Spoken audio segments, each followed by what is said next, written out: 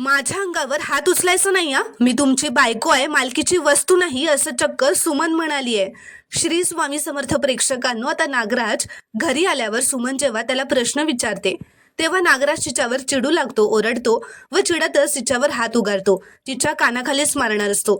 तेवढ्यात आता सुमन सुद्धा सहन न करता, गप्प न राहता हिंमत दाखवून नागराजचा हात रोखते व म्हणते, माझ्या अंगावर हात उचलायचा नाही हा. मी तुमची बायको आहे, मालकीची वस्तू नाही. अशा प्रकारे आता सुमननी सुद्धा नागराजला पाठीशी घालणं बंद केलेलं असतं. त्याचा खरा चेहरा आता ती जगासमोर आणणारच असते असं तिने ठरवलेलं असतं. इथे दुसरीकडे आता अर्जुन सचिनला रंगेहात पकडल्यानंतर घरी येतो. खूप अस्वस्थ झालेला असतो. तो विचार करत असतो की सचिनने असं का केलं असेल, तो असा का वागला असेल.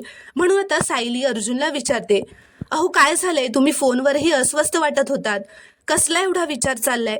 पण अर्जुन मात्र विचार करत असतो की सचिनचं जे घाणेरडं सत्य माझ्या समोर आलंय ते सायलीला सांगावं की नाही, सायलीला या गोष्टीचा धक्का बसेल का, तिला त्रास होईल का हे कळल्यावर, असा तो विचार करत असतो.